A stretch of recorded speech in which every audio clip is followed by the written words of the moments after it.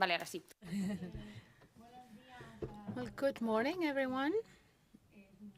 It is a pleasure to meet here, to see each other here. I think every claiming event like of this type are always very good. So thank you very much to everyone. And thank you to those of you who are watching us online.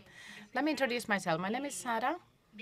I come as a representative of the platform Not to NATO in Madrid to chair this event. You're not going to listen to me much. The most important thing will be to listen to my colleagues here. I'll introduce them to you. And when I conclude with the presentation, I will start with a round of a Q&A round that we will do in parts. They will be answering those questions, and then at the end of the session, if we see there's a little bit of time and we want to have some other questions, any feedback from the floor, that would be okay. Okay, I'll start with Marga. She's on my right. She's a representative of the domestic territory group. On my left, I have Marta, who is a student representative. On my right, a little bit further ahead, I have Elena, who is a feminist militant, member of the Coordinator 25S and the platform Not to NATO Madrid. And on my left, I have Maribel, who is a GP and is part of the platform health centers in Madrid. So without further ado, if you want to start with Marga, she will be the first one to answer, and then we will be organizing and alternating the ones to answer the questions. The first question is about, can you tell us a little brief, what is the current situation of your sector and what are your claims? Well, good morning. Well, my colleague already said my name and the group I belong to. I represent the group of domestic workers. That's why I'm always wearing my instrument. And we are currently somewhat celebrating because on June the 9th, it was when we ratified the Convention 189. There was that convention or that agreement for domestic workers to be part of an agreement. But that is a bit of a funny celebration, if you want. It's not quite sure, because until that is in writing and all the rights are clearly stipulated, we're not really ready to celebrate. And that's why we're there, because we domestic workers are also affected by the Migration Act, because we're about 600 domestic workers here in Spain and 200,000 are not regular workers, and there's no regulation for that. And we're also impacted by health, because these colleagues not having documentation or being documented, they haven't got access to a health service card, and they're not entitled to health service. So during the pandemic, they used to tell about us that we were indispensable workers. We say indispensable between inverted commas because that is when it comes to rights. But so we're somewhat in a quite ambiguous celebration. So we're not going to we're not going to leave it as it is. We're going to continue to fight until we see that we are part of the general scheme, but we have right to unemployment and rights to all the rights that all employees have, because we say that the work that we're doing is very important. And that's why we say that we don't want to be called chachas or chicas, like the girls who clean, no, because we are workers, and that's what we're fighting for. That's why I'm here to give voice to a lot of my colleagues that are in the middle of the 21st century that are still considered slaves, and we don't want that. That's why I'm here as a representative. I would like all that part of the room to be occupied by my colleagues so that they could be here, seeing that they are important, because in all the homes in the world there is a domestic worker. Let's not forget this. There's a domestic worker in every home in the world. Vale, pues yo creo que a continuación vamos a dar la palabra. And I think now we give the floor to Marta. Okay, well, my name is Marta, as Sara said, from Student Representation. And just to have a little bit of an idea of the situation, I belong to a trade union which It's called a Student Safe Movement, and recently we've been working on the last educational reforms, not only in my university, everywhere. So our goals are to have public education, laic education, free education, etc. But we are aware of the fact that this is going to take some time, because unfortunately the current situation is simply pressuring or putting pressure on the opposite. So the last reforms, what they have done is they have continued putting pressure on the previous acts to get rid of those students that have fewer resources and increase the prices, particularly when you reach the master's stage. But that's not all. We also have a great load of student repression. We have some colleagues that have been reported because they have responded to Vox acts in public universities and other actions of this kind. So we see how we continue logic to put pressure on students so that we cannot do anything outside of the strict margins of the university. And there are more and more away from the public concept because of this pressure that I'm talking about. So at the end of the day, this fight has been hard. We are in the reflux stage amongst the students. There are being more and more mobilizations, but we were a lot more intense in 2015. Now it's getting a bit quieter. But we want to defend and advocate for organized fight. That is the tool that we have in order to make sure that all this repression starts disappearing.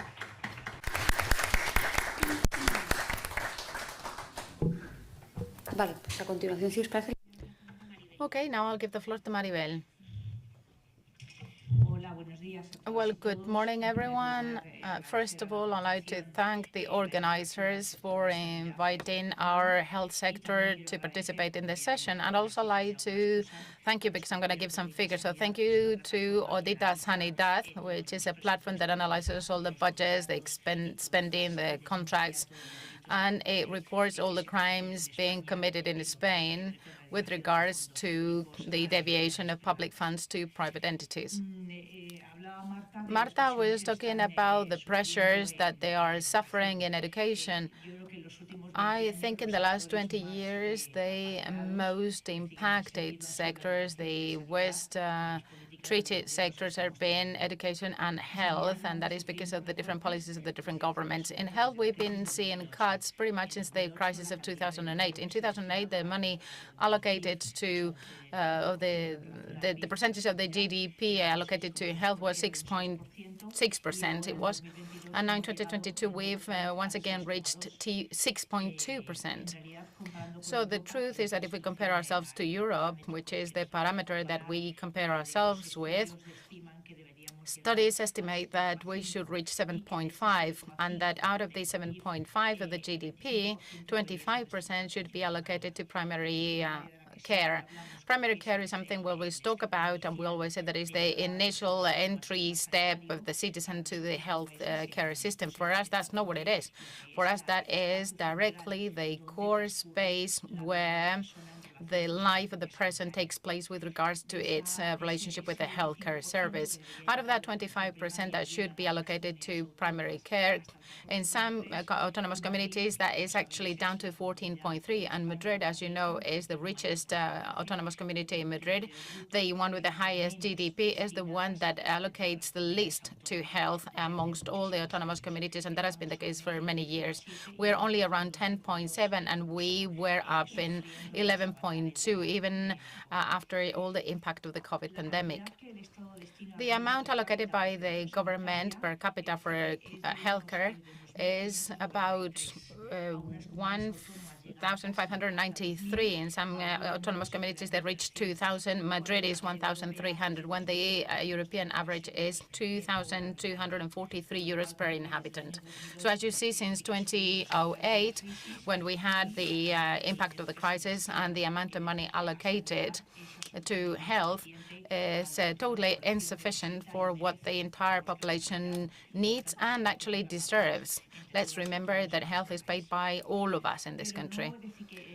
But since 2008, we started to be impacted by this situation, as I said. But when the Royal Decree 16/2012, when it was approved by the government of Mariano Rajoy, that was the one that introduced the highest changes on the health policies in Spain.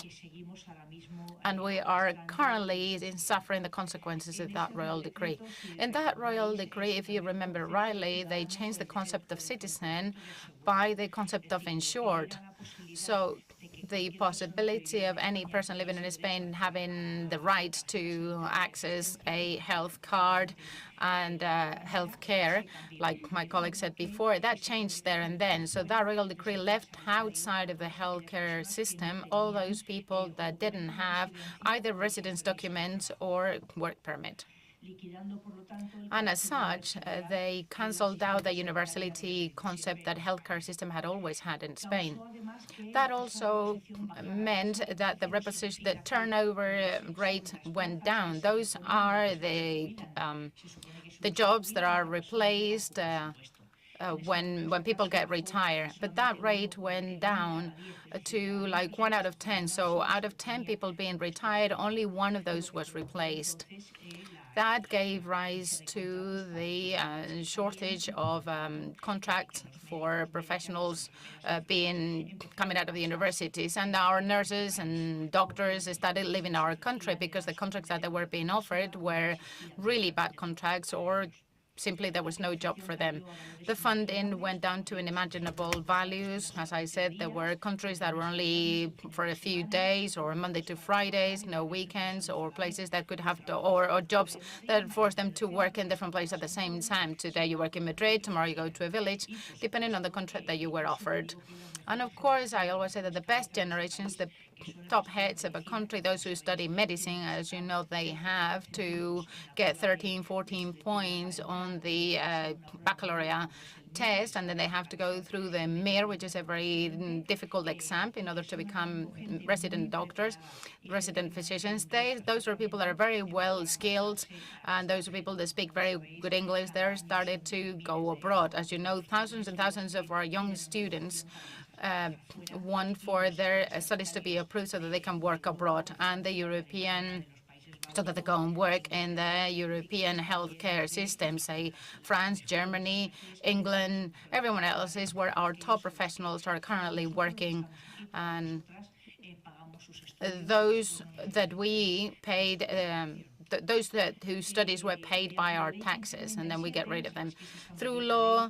1197, that is the act that allowed the private management in the provision of public services. At the time, they increased the so-called contracts of the wrongly called public-private collaboration. That is the possibility of having a lot of agreement so that a lot of diagnosis, tests and surgeries were done by private hospitals, with the threat to those individuals that were requesting care that there were no vacancies in the public health, and if they couldn't go to the private hospitals, they would go back to the waiting list. Those threats are still there. They still happen. They're done through a private call center, as you know, that is private as well.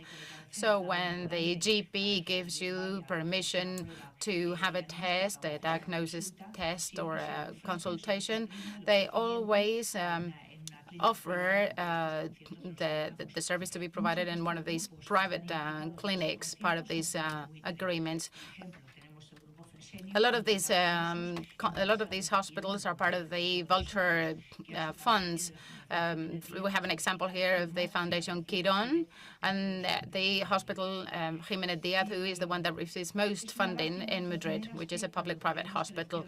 It is quite a shame when we see that the left reaches power. We know that the left that we have is always disappointing, and the PSOE party is still doing it again. In the new Equality Act that was approved on the 23rd in the Council of Ministers, still leaves the door open for the entry of private management in the provision of public services, with a formula that it says that it will be applied only when it's strictly necessary, and we all know that what is strictly necessary could be easily forced. The implementation of those policies at the time, as I said, created a decrease of staff, an increase of the waiting lists, a cut in the agendas, an overload of work and the professionals, and a dismantling of the public system that was incentivizing the deviation of patients to the private systems. And in order for the population to feel that if they wanted a quality service, they couldn't trust the public system anymore, as they always used to be, but then now they had to underwrite private policies, private insurance policies. And these were also, they had tax reliefs, tax benefits, but they were really bad policies that result in not very good service anyways. If you pay 20 euros a month for these kind of policies, it's just to make you laugh. What can you do in medicine with 20 euros a month? Basically nothing. And the situation continues the same after the COVID, pretty much continuing with this trace that I'm telling you about.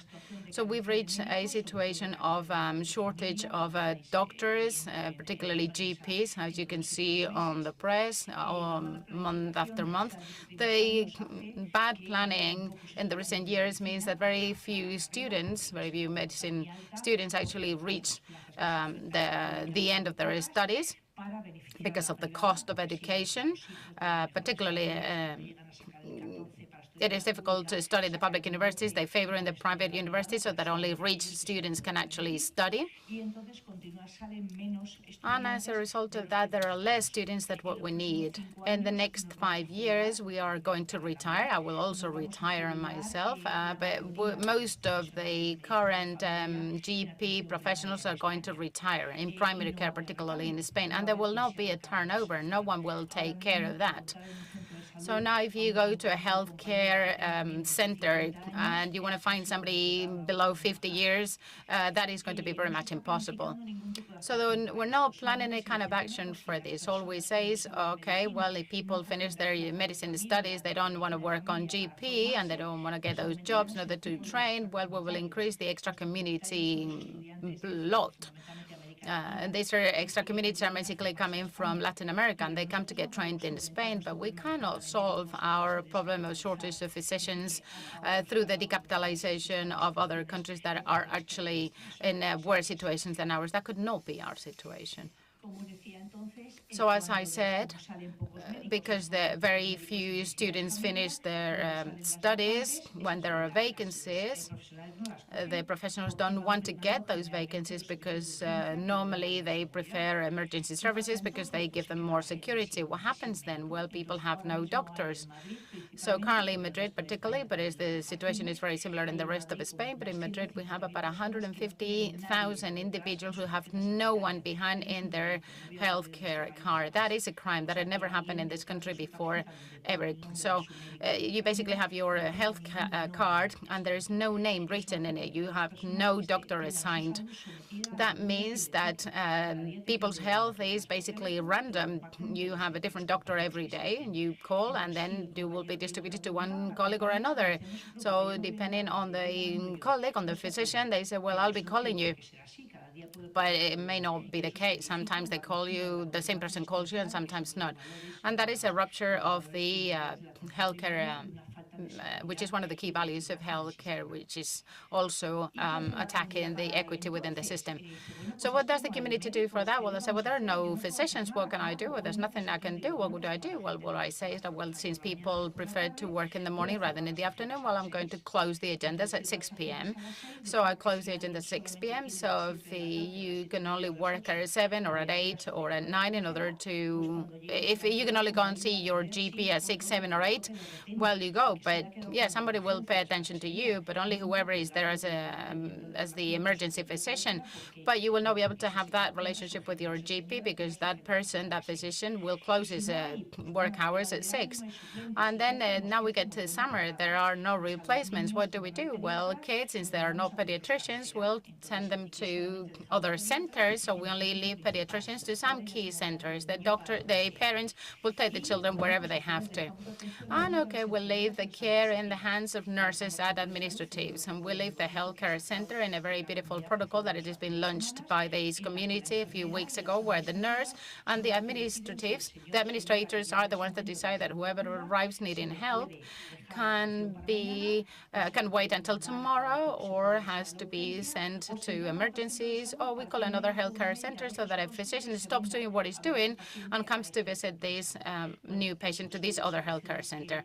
Well, it seems like those are the solutions promoted by the health department in Madrid. But like I say, this also happens in other communities in Spain. And what is the great campaign to find a solution? Well, teleconsultation, remote care, basically. They think that they can do remote care when the other added value of primary care is actually they being present. In recent times, there's been also the exclusion of foreign people, something very important that our comrade also mentioned. Before the new Socialist Party law that established they were going to regulate and solve the problem of the lack of universality in care in this country. What's happened is it's really fallen short. There's still a lot of regulation pending. People in the end need to have proof of residence for 3 months before they can have a right to care. And they are sent to special processing units away from the primary care centers, some of which are 100 kilometers away from their homes, and they've got months to wait for, a long waiting list. And so children, pregnant women, people with chronic diseases, HIV patients are without care. There's a total disaster. And that's a beautiful role. I don't know, afterwards, during the debate, we can talk more about this, but we are indeed suffering one of the worst situations that the Spanish healthcare system has ever been in, with no hope on the horizon, no signal that there will be policy changes, but rather we see this going down this downward slope of just making your friends richer. Elena, your turn. I was going to talk about the situation from the perspective of women and feminism. Of course, one first piece of data that we need to start with is how this year 43 women have been murdered just for the very fact of being women, as simple as that. And we've seen in May and June an increase of group rape. This started as an exception and seems to be something that is now becoming entrenched. But feminists, we always say that this is just the tip of the iceberg. If this is happening, it's because there's a lot of underlying, more subtle, everyday violence instances that are invisible. So if the tip is bigger, the base of that iceberg is getting bigger too.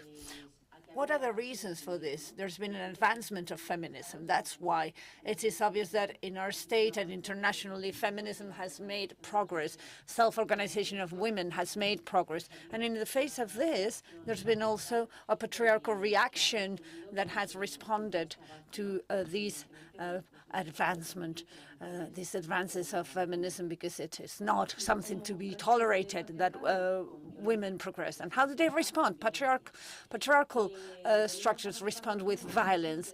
We've been dragging on a crisis since 2008, and we haven't really come out of it. If crises affect us as working class people, as women, it's even more so. There is an additional impact.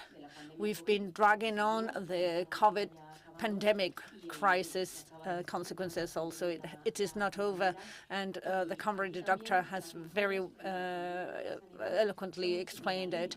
And here again, women are at the very forefront in terms of care, or first line. In terms of anything related to cutting public expenditure, we are at the very front. These are very highly feminine-heavy types of jobs, and even the jobs that are not even remunerated, as we know, that's very heavily feminine skewed, and so we are suffering even more. So we are facing a capitalist crisis that is completely exceptional, which is why they resort back to war, because the crisis we are in, we cannot come out of with ordinary means, and this is why war is a solution, because war is a great business for them. Yet for us, it's death, misery, and substandard situations, the entrenching of poverty. And so the increase of warmongering and violence is an increase of male chauvinist attitudes. In peace times, women are often conceived as objects, and even in peace times, the rampage of capitalism makes us a product we can buy and sell. We can beat up women, buy them and sell them, and so on and so forth. Imagine what that becomes in war times. Militarism and war is male chauvinism, of course, an investment in male chauvinism. But it's not only that. In peace times, it is even so. For women, there is no such thing as peacetime. War comes to heighten all that and the expressions of male chauvinism and violence, but it's all that is. Within this capitalist crisis internationally, on the one hand, we have the resorting back to war as a solution, and then, as we saw in previous years, there's also the situation of capitalism in crisis resorting to fascism. And we'll see that will skew to the right. This is an attempt for survival. Yet, on the other hand, what we do have is really a turning point in history. The life conditions are going to become harder. This sexual violence problem is going to increase, as I was saying, but there's also an opportunity budding in all this. As I said, this is also due to the fact that there's been a time when women's self-organization is making progress, feminist awareness is making progress, and something that opposes capitalism and war is feminism. Feminism calls for life more than anything else, really dignified conditions of living, not mere survival, proper conditions for living. The feminists are the, as it were, the life savior many times against war and death. And so women need to become aware of how, if we are at the very first line in suffering the consequences of war, we are also to be at the forefront in fighting for peace and against NATO. And this panel with all women, when I started in my activism, it was unthinkable. And look, here we are today. So we need to really believe in ourselves and what's happening. And patriarchy is attacking us because we are making progress. We are fighting back and fighting well. And that's what we continue to do and must continue to do. Of course, I could not let without saying that the whole situation in the States having forbidden abortion is hypocrisy. They are making progress in a global war, and then they come around and say they are pro-life. Nobody believes that. They are attacking the right to decide of women, our right to decide about what happens with our own bodies and our capacity for self-organization.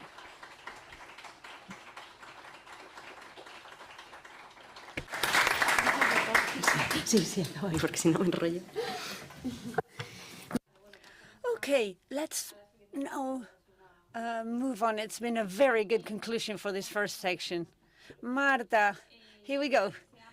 So it's been published that the NATO, of course, want to increase military budgets to 2% of GDP, 24 billion euro, that is. So in your area, your sphere, what problems do you feel could be solved with such budget?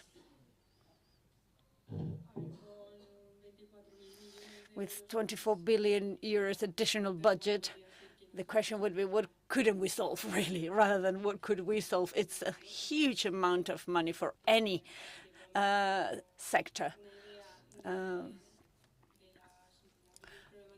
One of the biggest problems we face in education centers is, for instance, grants.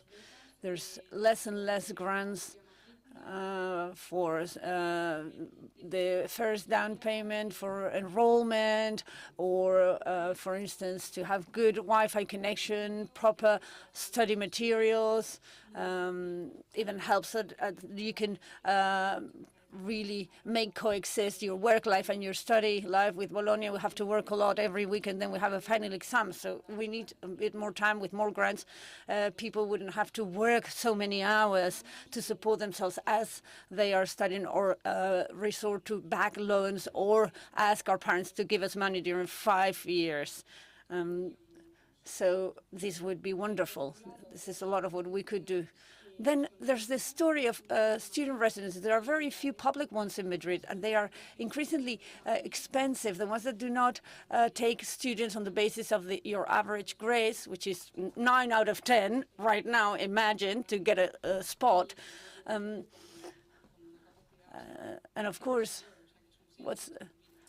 even if you get a 6 out of 10, you need to live somewhere and go to university. So imagine, and there is no guarantee that you have a spot, a place to live. That makes students' life very complex and complicated and difficult. And so being able to open more residents or bring the prices down would, again, help an awful lot. And also that would avoid the situation where you need to have a ridiculous average grade to get in. Also, when it comes to the schools and the premises themselves, to renew the premises, classes that, for instance, have very few sockets to plug your computers, 4 sockets for 200 students. It's ridiculous. The cafeterias that cannot take on the volume of people that flow in there at lunchtime. And so in January, 5 degrees Celsius, and you need to eat outside. There's room for improvement there too. And then there's also something that makes this more obvious, which is occupational training. There you need specific premises, equipment, for depending on what you're studying, vehicle maintenance, for instance, tools. And these are very expensive equipment, and so dated, so old right now. So you're doing practices, you're studying in theory how these things happen, and then you need to practice with tools that are completely out of date. And so when you go to work, you need to start almost from scratch to learn with equipment that has nothing to do with the one in which you learned, as it were. So this is a waste of time. This is linked to the companies' situation. One of the reasons why universities and public education centers are getting increasing external investments, because they don't have enough funds with the public investment they get. So an increase on the government's investment would allow us to not have to seek the companies' support in public centers, because it's not their place, as simple as that. But obviously, if they are the only people who give you money, what are you to do? It would, if we had more public funding, it would have less influence in educational centers. Also, free additional classes, support classes. Right now, 61% of the people studying middle school have additional support classes. So more than half need to spend money in support classes for knowledge that allegedly is offered to you free of charge by the state. Here again, there is a bias. Those who cannot afford paying for those support classes will get worse grades, will not get into the public student residences where they go to university and so on and so forth. It snowballs, basically. And it's intentional. Teachers' contracts.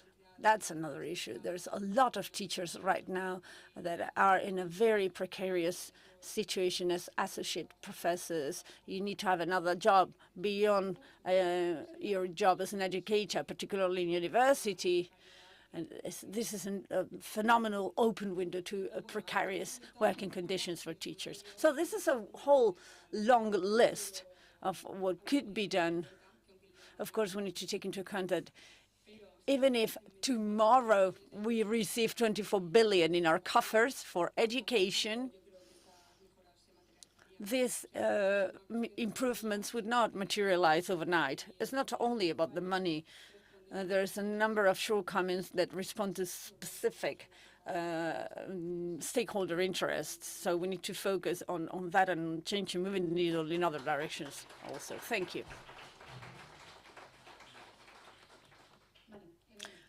Elena, back to you. I think the first thing we need to do is to understand why this increase in military budgets and this non-investment in public services, particularly the ones that are present on the panel. It'll be very clear. Healthcare, pensions, education, dependency. I think we need to understand that this is not only an issue of whether the budgets go up to 2% of GDP and whether that's a lot or not a lot. It's not only the numbers, the quantitative numbers, but rather the qualitative leap. We need to understand that what we are facing is a paradigm shift here. We need to understand why they are doing this. Why are they resorting to war? And I mentioned this before. I think it is of the essence that we understand that the capitalist system is experiencing a crisis. If they use this global war, and we cannot even fathom right now what this could entail, the consequences this could bring.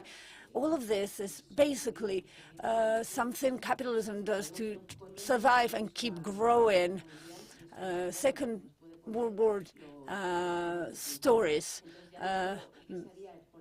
make us become really fearful of what could happen again. It's not only about giving a bit more money here or there, but rather this paradigm shift. And so, in my opinion, the specific situation when it comes to gender violence cases and looking after women who have suffered gender violence, sexual, emotional education.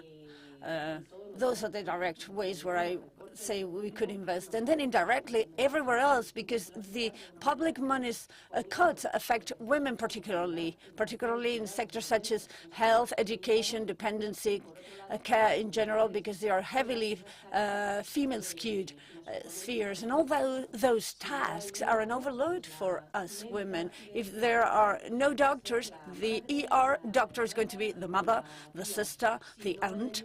If there is no help for dependency, the dependency help or support is going to be the sister, the mother, the aunt, whoever. So this is, again, an overload. And all that investment would go to directly obvious feminist objectives or initiatives, and also indirectly to everything. But I would also consider this from the other perspective. Let's think of what it means to invest in war. It means investing in a male chauvinism. It means investing in sexual violence against women. So, as the comrade mentioned, this is not only about money. This is not only economic. It is social, it is political, it is ideological. War means rape, abuse, sexual slavery, sterilization, forced transfer of people, sexist violence, and everybody takes this as a given. Everybody assumes this is what happens during a war. There's death because military troops kill each other, and there's going to be rapes. It's taken for granted. And sexual violence is taken for granted. It happens in wars. Why? Because, as I said, for women, there's no such thing as peacetime, really.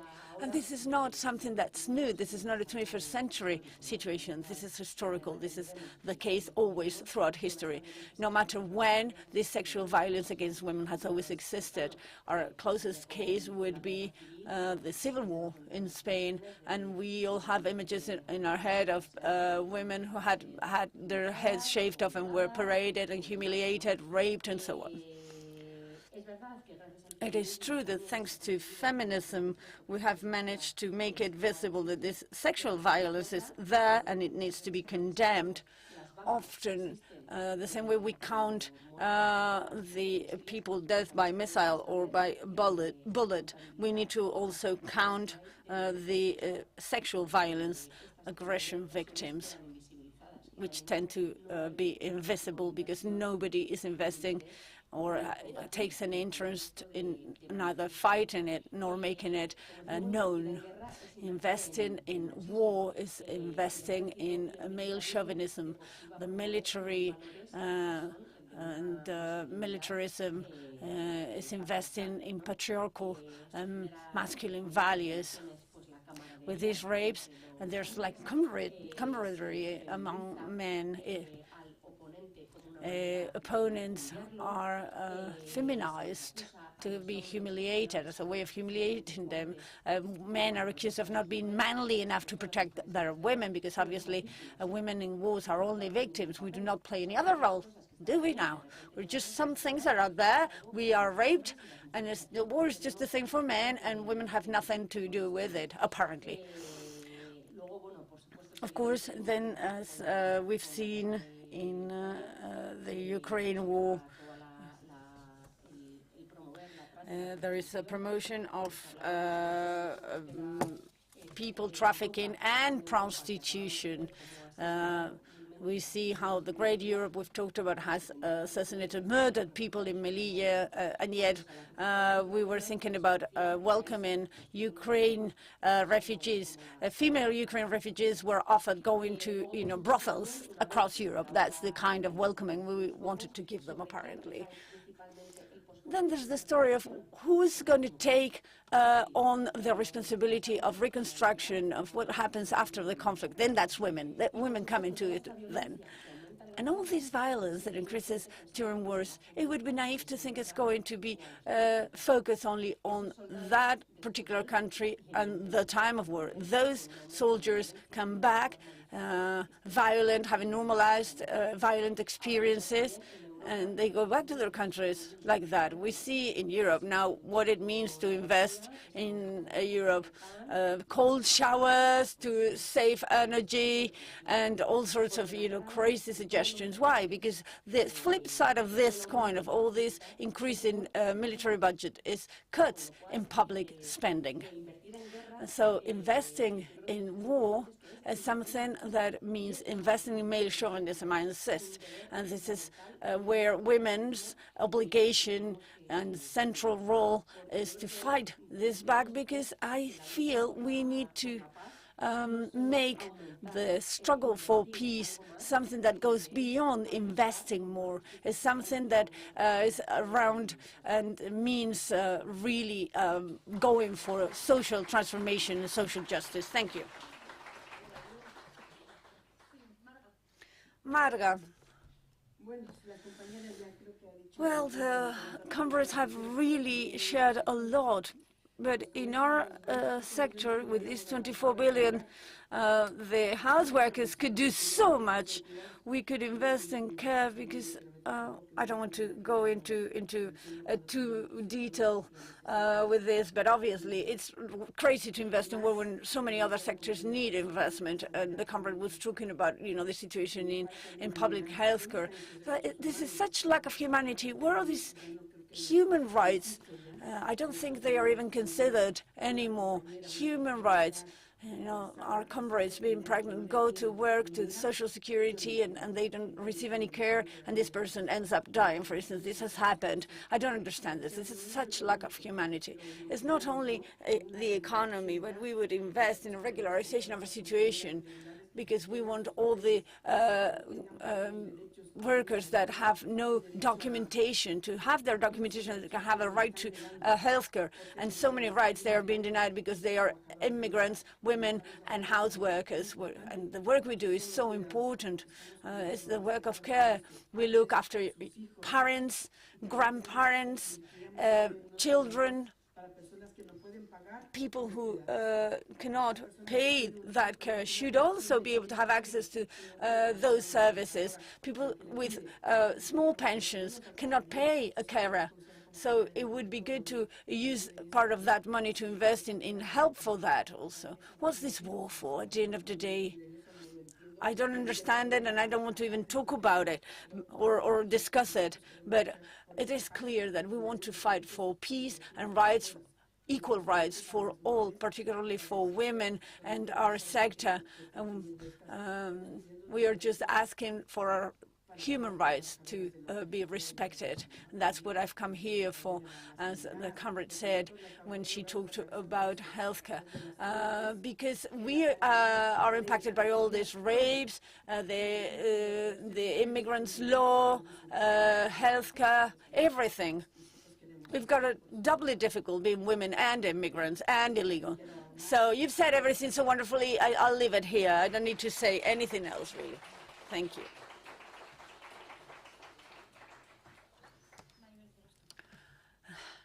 Maria Gracia, your turn. Well, it is true that everything's been said right now. I think it is clear that even though funding is very important, that's not the most important thing. What's most important is the ideology, the politics of our states. In healthcare, having 24 additional billion would go to nothing if half of it is going to be to Fundación Quirón, to the private healthcare sector. Increasing the budgets is all very good. Of course, that's wonderful. As I said, it should be 7.5% of GDP, which for Spain would be to increase 1.5%. If we were going to increase budgets for the military 2%, the other 0.5 we devote to someplace else, where does that leave us? But it's not only about the funding, even though it is very necessary. But it's not enough to provide proper public services. The politics are important. Securing that politicians understand that no matter who is in power, no matter which party is in power, we've got this funding for healthcare, public healthcare services reserved, and they are untouchable, and they are managed by public companies. That would mean increasing the staff. We are lacking midwives, dentists, podologists, ophthalmologists. We're lacking so many people. We need infrastructure renewal. Our hospitals are obsolete when it comes to the infrastructures. For instance, have one bed instead of two in the rooms, and so many other things. But what's really key, the key goal and the end, it would be for public services to be funded and managed by public organizations.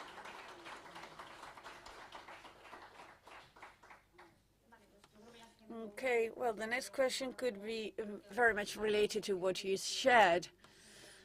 Let us start with you, Elena, on this case. Tell us, what do you think about the prioritization of military spending when it comes to comparing it with other sectors, and how that has had an impact on your spheres, prioritizing the military? Okay, let me just cut it short because we've already alluded to this. But basically,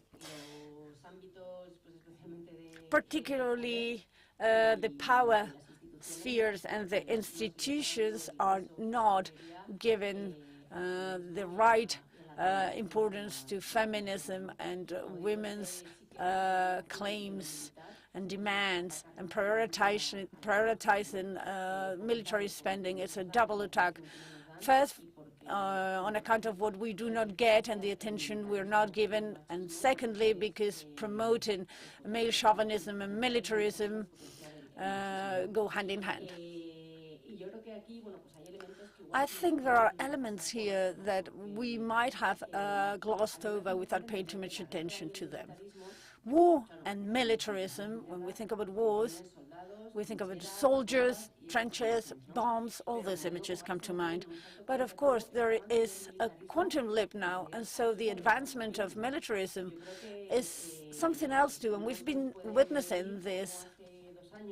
For instance, 2 years ago, at the height of the COVID pandemic, to fight a virus, as the public healthcare system was being dismantled, we also witnessed how a state of exception was being declared, and press conferences were given by policemen, the civil guard, and the military. We didn't see doctors, nurses giving press conferences. We were fighting a virus, and we were fighting that virus with the military. There's a campaign that comes from way back here, and also the so-called muffle law in Spain, which is really something that promotes the lack of information. This gag ruling is to promote disinformation. And who's in charge of it? Somebody, a military officer. And so putting your weight behind this militarism and the increase of male chauvinism and the investment in male chauvinism that all this implies is not something that has happened only in explicit war contests. There were wars in Libya, Iraq, Syria, very far away. But now this is happening in Europe, which means whatever happens in war is really, really, really impacting us. We see this, and we see what it implies. There's an increase of military budgets. With the NATO summit in Madrid, we'll see explicitly militarism on the streets. And this is something we need to become more aware of. It's really very obvious. Yet, on the flip side, feminism is key in peacetime and wartime. If there's anything that really pulls a finger at all that's happening is feminism. So in the face of their non-prioritization of the rights, what we need to prioritize is whether the popular movement is prioritizing women and their rights. If citizens and the working peoples are prioritizing feminism and the fight and the struggle of women, and with sessions such as this, and the mobilization we'll have tomorrow, starting at Atocha at noon, we can do this. This is a key point in time. We need to really care about us prioritizing our struggles among ourselves and on our claims and our demands. Let me just not take too much longer, because I'm sure the comrades are going to say very interesting things. So I give them the floor. Thanks. Maribel, voy contigo. Okay, you have the floor, Maribel. Well, the truth is that we, being the health sector, it is true that for a long time the health sector has not been really that important, because what is important is the assistance sector, which is, far from being what promotes good healthy habits. It promotes pharmaceutical businesses, hospital businesses of large corporations that work on big organizations and big treatments and complicated treatments and things that produce and move a lot of money. If you know, some of you are very young, but some others are quite older. But in 2010 or so, the Güemes Council at the time of Esperanza Aguirre said that beautiful thing of health is an opportunity for your business. And that's how it was. From then on, they studied the opportunity for businesses and all the agreements that I've explained before. So the war is an opportunity for your business. Same thing, before, during, and after. That is what we have. Ha sido breve y concisa. And that's been very brief and very concise indeed. Okay, Marta, you have now the floor. Well, it is being clear that the military sector is clearly favored.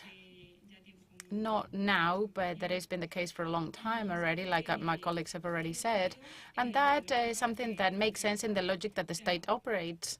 I mean, I, as an organized student, I also represent my colleagues, but it's something that not just is not shared from another perspective, but it is not acceptable at all. It's not, we can't take it on in this reality or any other reality, because we're not talking about a long, far away future. We're talking about a present. It's now when we're paying the consequences of it all. So continuing investing, continuing with a narrative of how necessary it is to have more police, more military spending, more and bigger Spanish flags in the borders. I don't know. It's something that we must understand why it's happening today, but by no means it's going to have a positive impact. Not at all. It's not going to have a good impact. We're not going to see the results that they're telling us. The NATO is not going to benefit us in any way, and it's not something we should be proud of. So in my sector specifically, we can listen to several realities from individuals that say, okay, well, I'm in a situation of not protection, because we concluded our studies now in September. We face the next payment of our enrollment. My family situation cannot guarantee that I can deal with that with comfort, but, you know, thank God that we've spent on military spending, because obviously, well, Russia's there, you know, oh my God, of course, you know, that is my top concern on my daily basis. So it is like a narrative hegemony, and it's such a bombarding of information within this scope that makes it very difficult to be able to answer it all and revert it. But like Elena said, to what extent do we care about the narrative that we hear from the institutions, the large conventional media, when the truth is that our support and our organization is going to come from the popular side? And I think that we already have it. It is guaranteed, definitely.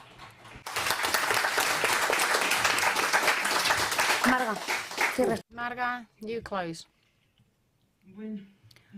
Well, we also think that is what support is about. It is about being organized. The feminist movement is for us the most important thing.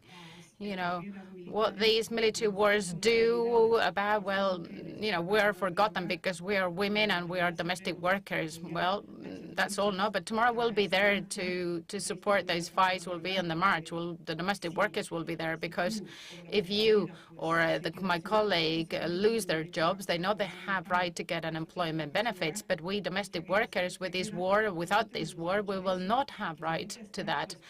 So we are going to be paid, apparently, but when? So if now I get unemployed because of this crisis, because of this war, I'll be abandoned in the street. In the street, all the domestic workers, can you imagine? You know, we're so important. We do care for people, and as we said, that should be at the core of it all. So what does this serve?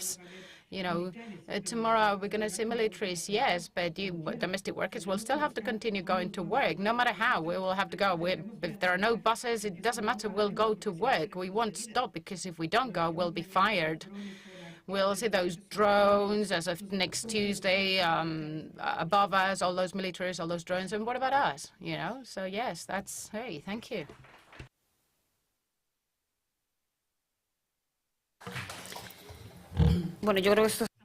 Well, I think this is very related to the next question. You know, what Marga just said, I think is very directly related, because we've seen that the conflicts have increased. We've seen an increase in the militarization, that Elena mentioned it already.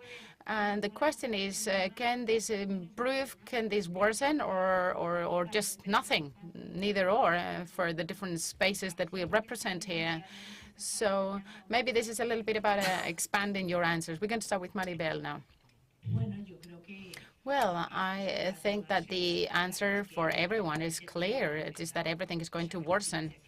The funding of the war, like every time we need to fund any disaster that the capitalism puts us through is always paid by the population. The popular sectors, the popular classes are going to pay for it. The same that happened with the bailout of the banks and so many other things.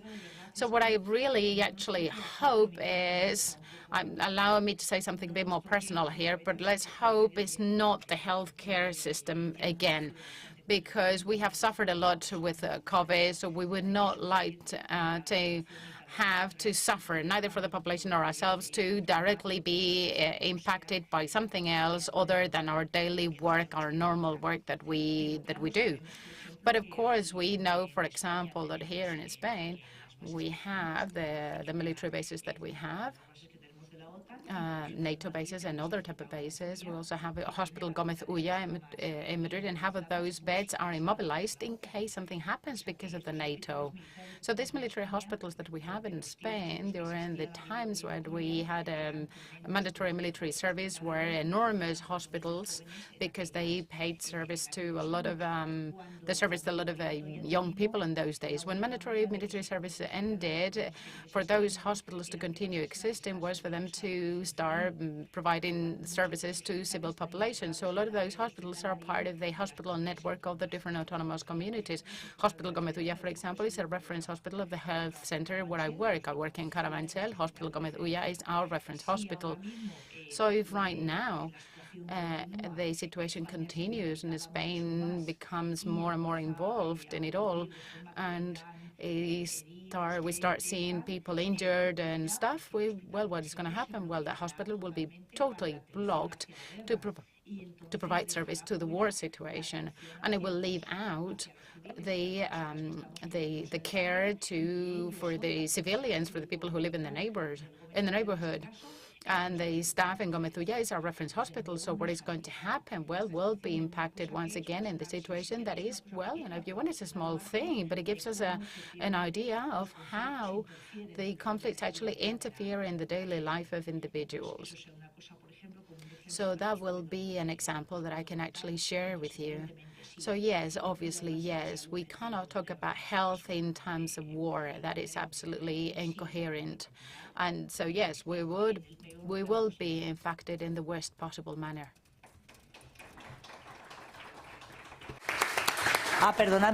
And I'm sorry, I forgot something. I had it noted down here. The conflict also considers the assistance to refugees of a second class.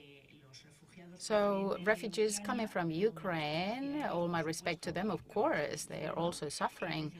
But from the very beginning, they've all had care points, help for housing, health assistance from the very beginning, and even employment. But what happens with those refugees coming from other conflicts, coming from Asia, Africa, Latin America? There is no recognition for them. They cannot even be recognized as refugees. And what we have is camps.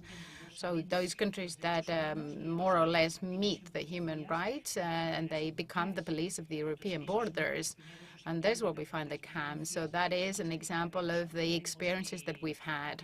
We cannot provide services to people that come from outside Europe, but we can provide services to people in Ukraine. But somebody said at the time, well, it's because they are like us. They have Dolce & Gabbana handbags and things like that. Come on, that is again an example of how conflicts are different when it comes to considering people differently.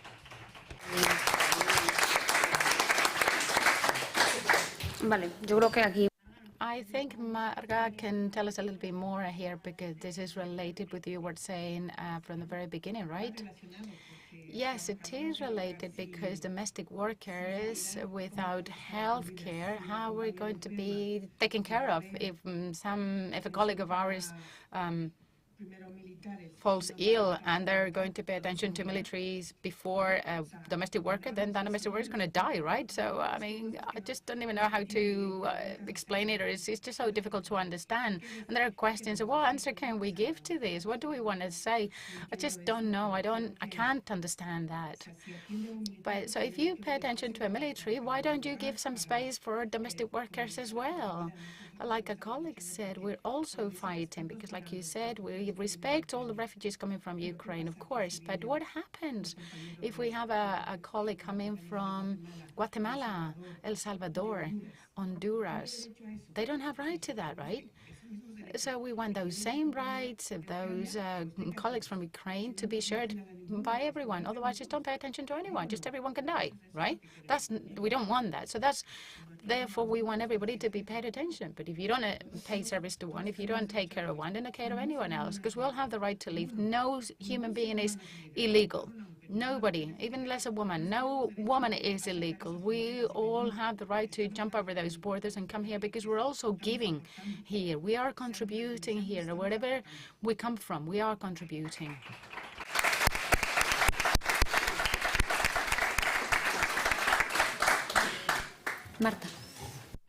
Marta, you have the floor. Well, I'm going to start by telling you an anecdote, which is that, say, 2 weeks ago or so, I was told that in a public university here in Madrid, you're going to I apologize because I don't remember the details. I don't remember what university we're talking about. But they had a military tank into the university campus. I can't remember whether it was because of the training or the equipment they were using or something historical. I don't remember. And I don't know. It would not be a justification anyway. But the thing is that how can anyone accept and understand that that is something logical, something natural, to just come off your classroom and find a military tank in a public university just simply for the sake of it. So what often happens is this compartmentalized idea of the spaces, the sectors, military, health, tourism, education, have nothing to do with each other. And what happens in one sector doesn't have an impact on the others. Well, this is not true. Not at all. This idea is not coincidentally. This is a elaborated narrative that has been carefully implemented so that you don't care what's happening elsewhere and you don't question it. Well, I care about my stuff, and if my world kind of goes or survives, well, that's fine. Well, that's not so. An increase in the military sector will definitely have a direct impact on my sector. For example, there will be police presence in our educational centers. That will be, far more than necessary. There will be a constant repression that will make you feel under fear constantly if you want to vindicate anything or if you want to support anything. And that is our right. We have the right to complain. We have the right to vindicate what we think is ours in our spaces. And we have the right to express our narrative. And because one of the recent acts, recent laws, now the police can get into the campuses, their public campuses, whenever they want and do what they want. The last time this happened, it was a dictatorship. We're still not super alert because we have this idea that whatever happens there only affects there and that sector and not nowhere else. But it is not the case. There's higher repression, and they really like this because we are not as mobilized as we used to be. We're a lot quieter than we used to be, and that's not going to work for them. But so far, they are trying to maintain that line of action, and as a conclusion, yes, it is going to have an impact on our lives. It is already impacting on our lives, and it is going to make our situation a lot more difficult. Vale, Elena, Elena, you close this round. Well, I think, yes, it's definitely going to worsen. The situation is going to worsen. This is not just another war like the ones we've seen all our lives. I don't care whether it is in the U.S., in the backyard, or Iraq, or Libya, Yemen, Syria, here and there. I'd like to highlight this. Here we are looking at a qualitative jump. It's not just one more war. It's not just a small increase or a big increase of the military spending. This is a qualitative jump. This is a capitalist crisis, and both the war and fascism is not something that arises suddenly. These are resources of capitalism in moments of exceptional crisis. Their crisis. So, of course, the situation is going to worsen. Now, that said, this is not like something happens in wars. Like as I said before, women do not exist. Wars are something amongst gentlemen or men. They kill each other, and in the middle, they rape a woman, okay? Well, this is the same. This is not obviously something, it's the great power is amongst men, but it's not that women are here just as victims, or that when they conclude their meetings in the NATO summit, one domestic worker will have to come and clean the table where they have been deciding how they're going to kill us. We are protagonists, and we must be protagonists. Therefore, the question is, what are we going to do? What can we do so that even though the situation is going to worsen, we can kind of stop it a little bit, or to some extent. I think this is an opportunity for change as well. As women, as feminists, part of what they do to us, or basically as a working class or as peoples, what they do is they steal our memory from us in order to make us believe that we are precisely just victims of this situation and that we cannot do anything. Well, here, in the face of the Franco regime, the Republican women and anti-fascist women played a key role in the defense of the Republic and peace. At an international level, we obviously have big examples like Clara Semking, Rosa Luxemburgo, who, by the way, as we are seeing, the current problem is that a lot of people want to make look like only the extreme right is arriving, but that's not the problem. Rosa Luxemburgo and Clara Seg historically said that all the time. Historically, part of the social democracy supported the war frame and wars, and here social democracy continues along its same way, and so the idea is for feminists to also continue the example of women like Orontai or Zetki or Rosa Luxemburgo. And what I would say now is that it's basically a threat or a curse, or well, I say, okay, all right, then, if you take us to war, like at the time, what we are going to do, here in the anti-fascist civil war in 1917 in Russia, what we're going to do, we'll go to the revolution. We'll go to revolution. And I think right now is what we have to do, because we must believe it ourselves. We must be aware that we are going through a moment of opportunity. They're going to make us believe that simply they're going to come very strongly, and they're very strong. And they are not very strong. The social majority is against the NATO and is against this warmongering. We have to create more spaces like this, more mobilizations like tomorrow, and we have to invest, and we want to go for it, because we must believe it ourselves. And we have historical experiences that have told us that winning is possible.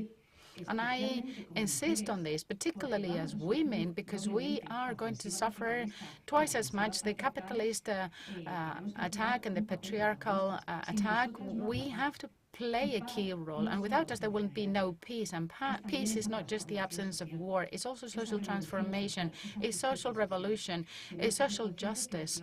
We have to be aware that very precisely, in the face of this worsening of the situation, one thing that we're going to feel is that these overloads are also going to leave us without time and vital energy to be able to self-organize ourselves and revert the situation. But I call upon the responsibility, and I call upon continuing organizing sessions like today's and mobilizations like the ones we're going to see these days, because at some point we must believe it ourselves, because we've already stopped them in the past. So I'd like to encourage you and encourage ourselves. The situation is going to be difficult, but we are many, we are very strong. And I think if someone can stop it, is the feminist movement. We are half of the population. We have made a lot of progress in international coordination.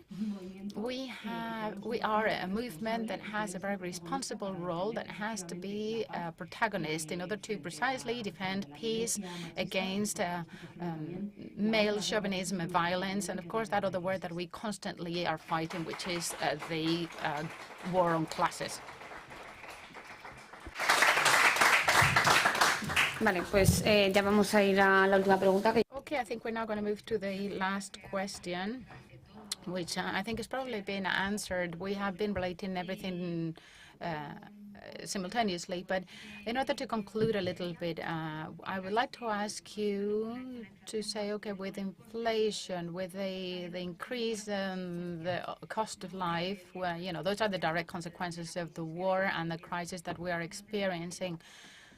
So how do you notice that precarious situation? And along those lines, what do you suggest to face that challenge of the precarious conditions everywhere? So Marga, can you perhaps start? Well, thank you very much for allowing me to be here right now to give voice to domestic workers.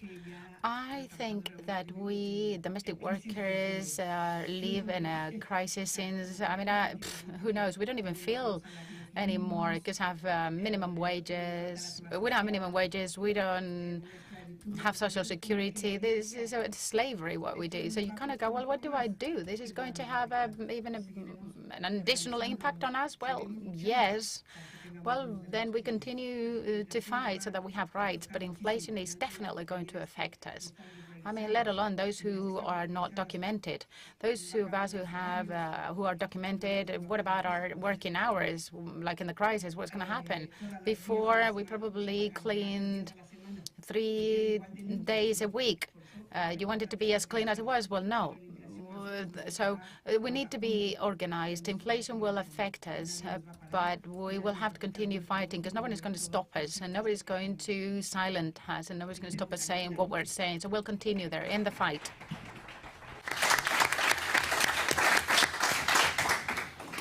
Maribel, you have the floor. Well, in the sector that has to do with the healthcare, I think it's clear when inflation happens or goes up, the most vulnerable population is the most affected one. And how is it going to be affected? Well, the vulnerable population needs, like everyone, healthy diet, a set of health products and medication that they'll have to acquire, they'll have to buy. What was going to happen? Well, it will be far more difficult to have a healthy diet, for example. Now, we already see it. Sometimes you see overweight people. We know that overweight people, it's not that they eat a lot, it's that they eat inadequately. They have a bad diet. So when you say to somebody, well, you have to eat this and this and this way, the people say, well, I can't pay for that. And if that happened before, that is going to happen even more now. So how can you tell anybody a diet with fish and fruit and this and that? When you look at the prices of the shopping basket, and it's just the health of the individuals is going to worsen. In 2012, as I said, we had the co-payments. Remember that before that, retired people didn't used to pay for their medication, but now they do based on how they pay, the taxes they pay. And there are some products that are not included in the social security. So those people at the time in 2012, we already saw the impact in the consultations. A lot of people could not pay. So those products that they needed, they couldn't pay for them. And a lot of people could not pay for their medication. That's going to happen again. There will be people that say you need to renew, the electronic card. You have 10 days to collect the medication. If the person has no money to collect that medication in those 10 days, and there are some medications that even if they're partly paid for, they cost money, they will not be able to collect it, and then therefore the treatments will be interrupted, and chronic patients will see their health affected. This is the healthcare sector, but this could be applied to any remits of life, really. Elena. Elena? Well, I don't think I'm going to tell you about your lives, am I? I think all of us waking up every morning, doesn't matter whether we're going to go shopping for food, whether we have to fill the tank of our cars, what they pay us, if they pay us, and how they pay us. We all know about this. The increase of cost of life, etc. I think we are all aware of it. The only thing is that, well, there are more extreme levels, and since I am insisting on this, and those of us are all here do the same. Poverty, precarious situations affect more and more women still. If we talk about the terrible pensions, in the case of women, it's just worse. 2 out of 3 retired women have a pension below the poverty threshold, and nothing happens. If we talk about employment, same thing. The most precarious jobs, temporality, part-time jobs are always done by women, or mainly done by women. If we talk about care and non-recognized jobs, same thing. And this is just going to get worse. But I don't think I need to dwell into this, because I think it's the same for everyone. If we all told our lives here, you know, we know what it is. We know what's happening in education, in health, housing. And in 2021, we have seen 110 evictions a day. But the political class is further and further away from the reality. The official narrative is that there are no evictions. So how do they explain the 110 a day in 2021? Well, this is a reality, and this reality is not going to get better. And more than anything, it's not going to get better if we don't do anything. So I will stress this. I'd like to call for self-organization. I will call for victories as working peoples. They don't come from the institutions. They don't come from the sponsors that we never have in, say, Iberdrola or Banco Santander. No, they come from our self-organization. They come from our fight. They come from solidarity and from getting together. And that's how we've gained more and more rights. And we have to watch for these rights. I told you about abortion in the U.S. You know, as we say, when you see what happens to your neighbor, then take care of your own situation. So I think we have to start with that, because we have to get ready for it. So I think what we have to do is increase our self-organization. Luckily enough, the streets, after a certain set of different situation, I think the streets are ours again. I think tomorrow's march is going to be very important. Obviously, because a NATO summit deserves a march, a mobilization, but more than anything, because we want it to be a turning point. The rearmament of the popular movement, the reorganization of the popular movement, where I insist women should play a key role, because that is all we have in order to face and revert the situation. So thank you very much for those of you who attended. Thank you to the organization. And tomorrow at 12, we should all meet in Atocha. We can still give it a serious boost to promote this mobilization. There'll be other mobilizations during the week. There's also a campaign is being organized in different neighborhoods and peoples in Madrid against the increase of the cost of life and the precarious situation. So students, domestic workers, in all the spheres, we have to work on this, right? Because that's what poor people have. You know, we have each other, and we have the capacity to organize ourselves. Always being aware that that's how we've won, and that's how we can win again. Vale, Marta, cierras tú. Marta, you close this round. Such responsibility, okay. Taking stock of everything that's been said and adding a little bit of my perspective as a student. With this cost of living on a constant hike, what we see is people who have had to drop out of university and start working, people who have for instance, had to start going to class and not eat because of the prices at the cafeteria were outrageous, charging their devices at home because they can't pay the light at home, and a number of measures you have to take as an individual, because nobody's going to give you any help or give you any hand, and you have no guarantee that you will not literally give your life out in order to try and ride this wave. For instance, there's specific examples. Diet, what you eat. My university, the Carlos III University here in Madrid, seen how one of the cafeterias, and there were already very few, one has closed, and now we have a World Cafe by the Santander Bank Group. That's what you need in a public university. Prices are much higher, and obviously it is organized by a bank. It's just outrageous. It's just really, really mind-blowing. Or, for instance, you get to class, and unless you live really next, you have public transportation, and we have one of the biggest public transportation networks. But it takes forever, 1.5 hours.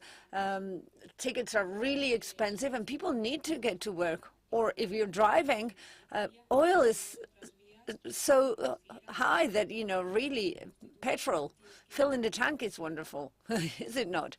Or you go to secondary, to, you know, you're still in high school. Are you to walk for half an hour? Then what do? You need to use public transportation, and it's so expensive. So it's one step at a time. They keep nibbling at it, keep nibbling at the rights of people, and you end up in the no solution situation. We can request investment, public investment, better situations so that you can reconcile personal life and work life, and we might get some of those demands being responded to. But as everybody said, we can request and demand many things, but in the end, we'll just have to take matters in our own hands and just take what's our due, in a sense.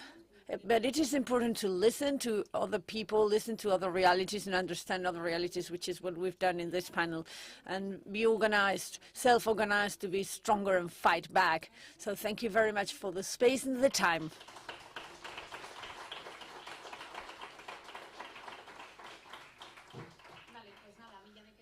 Okay, I'm just going to conclude now.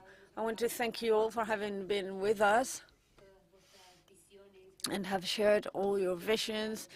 And we've already eaten away from the next panel a little bit, so we'll leave it here. And we just encourage you all to continue taking part in the next panels, and see you tomorrow at the demonstration and the mobilization. Thank you, everybody.